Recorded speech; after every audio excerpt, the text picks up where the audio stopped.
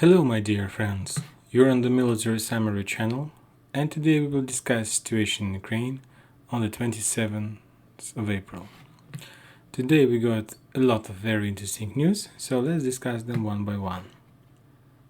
Let's start from Pridnestrovia. This morning you got the news that there was some kind of provocation in the area of the Russians' warehouses. I will show you this warehouse one more time. This is the biggest warehouse in Europe of ammunition shells. And according to the authorities, to the information of authorities in this area, they're saying that this morning, from Ukrainian side, there was two types of attack. There was attack of sabotage group, and there was attack of drones. So there was just a few shots, and that's it. And maybe it wasn't even an attack, maybe it was just information to show like a false flag. But this morning they reported about some issue that happened today. Now we're moving to the railway war. Yesterday, as far as you remember, I told you that Russians there attacked this bridge. And this morning they attacked this bridge one more time. If you remember yesterday, I told you that I saw pictures of that bridge, and bridge wasn't like totally destroyed. It was damaged, and some specialists in this area in engineering, they told that this bridge you can't use this bridge to throw cargo using this bridge, but Russians, they decided to destroy this bridge for sure, and today they did another attack with the rockets, but I haven't seen pictures yet of the damages. Now we're moving to Izum direction. As far as you can see, there are a lot of icons that alerts about a lot of things that happened today. This map pretty updated. First of all, I want to note that we can see heavy clashes in the Liman area. Russians, they're bombing, and they are very close to this area. They're like in a few kilometers from town Liman. There are heavy clashes around town Yampel, and there was a video how a lot of Ukrainian soldiers surrendered. And one of the most important, Russians, they managed to capture some, if you see a lot of weapon and equipment Ukrainian, and as far as you can see, Russians managed to take at least javelins, the US javelins in this area. So they're attacking in the direction of Yampel, and if you remember, I told you that the main idea to establish control over this area and to make another, to prepare to build some pontoon bridges in this area and to create another front line for Ukrainians. Another thing that saying that Ukrainians, they're retreating from this area and they're losing this area is that today they blew up one bridge. This is it. This very important bridge. These roads, as far as you can see, moves from Liman in two directions. First direction leads to Slavyansk, and the second one leads to the second front line, the area to Seversk, the area where, according to my information, as far as I understand, Russians are planning to prepare another front line. In this area, there were heavy clashes. There was like a few Bayraktars were shut down. In this area, Bayraktar was shut down. Now we are moving to Izum area. There are also very heavy clashes in this area. One thing I want to add about this area, I listened a lot of Russian sources. I'd like to understand their point of view, their main idea about this special operation, about this war. And a lot of Russians military specialists, they're calling the battles in this area with one very interesting word. In Russian, this word sounds like перемалывание. So this particular word, the Russian specialists, the Russian military observers, they're calling exactly the battles in this area. I will repeat this word one more time. Перемалывание. What does it mean? I try to translate this word in English, but I'm not sure that you will understand the exact the exact meaning of this word. So I'll try to explain you another example. What does it mean? Перемалывание. So перемалывание means if Russians use this word when they're talking about, for example, grain, and when they're preparing flour from the grain. So imagine yourself, you have a grain and you do something with this grain and you got the flour. So that's mean word that Russians use for exactly battles in this area. Перемалывание. That's mean, what does it mean? As far as you see and as far as you understand, Russians, they're moving in this area in all kind of directions. And today we got the news from Ukrainian authorities, military authorities. They confirmed that Russia achieved some success in the west area, in this area. They took town Zavody. We discussed this yesterday, and the map has been updated, and we can see this on this map as well. So it's like a thing that confirmed by both sides. And Russians, they're now they established their area. They took the area in the northeast of town Velika Kamyshevaha, this area. So Russians, they're moving very slow. By the way, as you can see there, this map have some differences with the west side source map. You see that Russians west side source, they're showing that Russians are very moved to the south. But on this map, they're not showing this. It's not because of the fact that they're not moving there. They're moving there in this direction. But as far as I understand, that they're mainly sabotage groups and maybe tanks that just like attacking and ruining the Ukrainian defense in this area. So let's come back to our grain flour. So why Russians are calling the clashes in this area exactly like that? They're saying that Ukrainians, they're using almost all their reserves in this area to stop Russian invasion and to stop spreading the Russian background in this area. And Ukrainians, according to Russian sources, I don't have any improvements on or any other picture to prove it. I'm just telling you the information that Russians use in their segment of internet. They're saying that Ukrainians, they need to send here a lot of their reinforcements, a lot of new troops, just for one purpose, to stop Russians. As far as you can see, there's just fields and there is no place to establish some fortified area. It's not very good for both sides, and the Russians, they're suffering from this much, and the Ukrainians. But if we compare their position, of course, Russians, they have much more better position because they have tanks, they have artillery, they have aircraft, so they bombing, shooting, and I saw a lot of pictures of killed Ukrainians in this area, so the situation for Ukrainians here are not very good. And the Russians, they started to bomb Kramatorsk. They bombed Kramatorsk plant there, the plant where, as far as I understand, where Ukrainians are hiding there, or they're fixing their equipment, or something like this. Also, I would like to discuss today town Rubizhnoye. Today there also was a video of a Chechensky commander, and he took the map of Rubizhnoye. It was like a big map. You can see this also. We can open this in Telegram.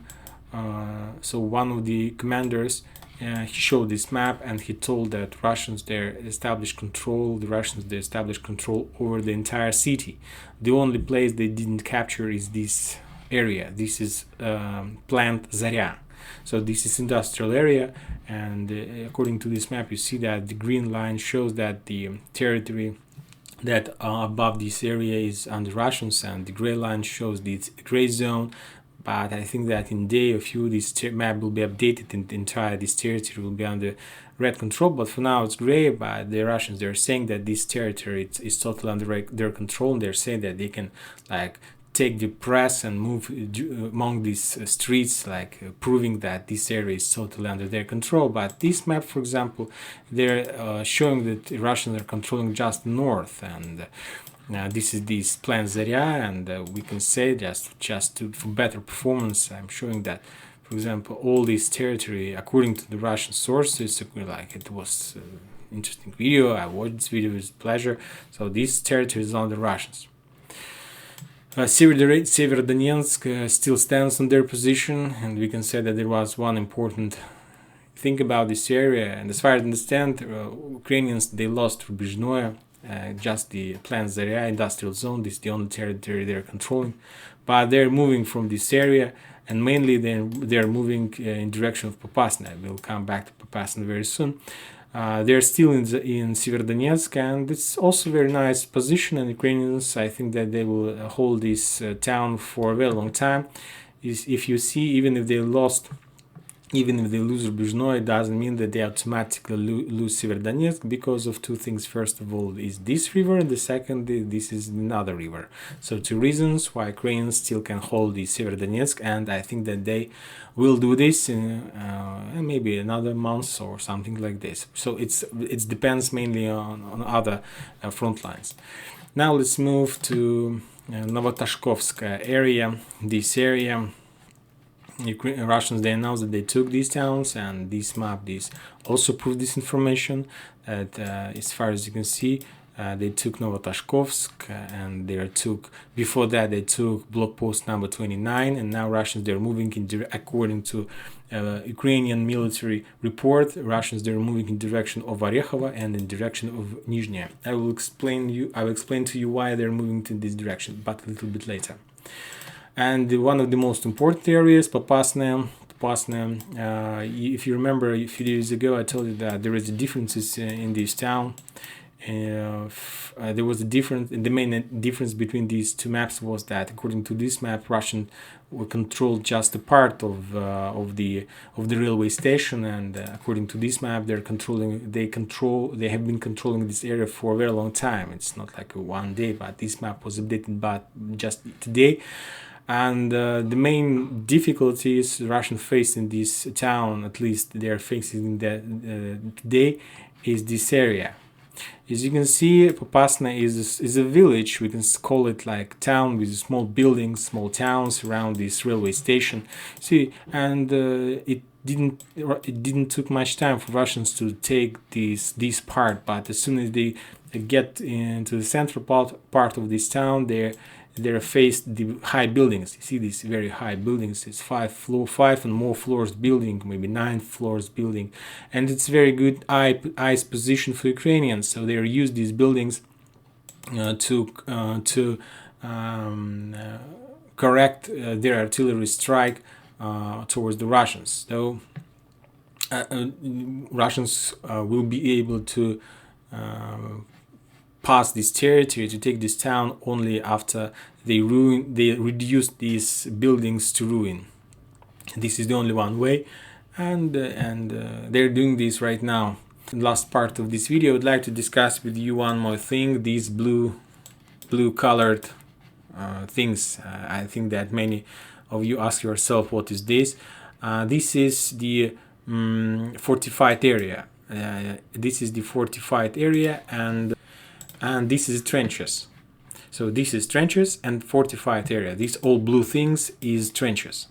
So as far as you can see, Ukrainians, they did a very good job to prepare themselves for some kind of the battle. As you see, they prepared themselves for war between these republics and them just in this area. And you see there's a very powerful fortified area, and there are very powerful trenches here. And now let's discuss the way and the directions of Russian attacks. You see, we have 4 directions of Russian attacks in this area. It's in direction of Mariinka. There is like one line of trenches here. They're attacking in this area. So it's like a small tunnel between these 2 big fortified areas, and the Russians, they're moving in very short tunnel, in not very wide tunnel, and they're moving in direction of Novobakhmutovka. And as you see, there is some line, some territory without any trenches, and from here they are able to attack Avdiivka zone from the north, or to move in direction of the north in direction of New York. The same situation with Popasna. This is the only territory with the lowest quantity of trenches. There are a lot of trenches here and a lot of trenches here, but here there are less trenches. The Ukrainians thought that they can use Popasna as a fortified area, and it will be much more easy for them to fight against the Russians. But as I see the totally opposite thing. Russians exactly, they chose this area to attack, and now Ukrainians have a lot of problems with Popasna because, as I see, sooner or later they will take this city under their control. The thing I think we can say about this, there were some trenches. You see these blue things, but the Russians, they attacked from this area, and as soon as they got here, they were right in the back of Ukrainians. So they attacked this area from the north, and these trenches were useless. Now I'll try to show you these trenches from the very close. So let's take a look. You see this thing. This is all these trenches. We can see this from the space. We can say, right, so this area is full of these trenches. You see how Ukrainians, they prepared the fortified area here. It's a very powerful area. I checked this area from different position. You see how they prepare themselves. These small things like lines, it's trenches, and they're full of these. This area is totally in trenches, and now I understand why Russians facing so much problems. You see how big trenches are here. It's like total fortified base. I don't know if it's possible to take this area at all. Imagine yourself, these trenches are 8 years old, and who knows what's exactly there and how much of ammo and of supply are there. Nobody knows, just the Ukrainians. And the question is, why these trenches are why didn't Ukrainians build these trenches like entire line? And there is some places with less trenches. For example, here you see that there is almost like few lines here, and the Russians, they just attack this town and cross this area, and now all these trenches are useless. For example, let's take a look at these trenches.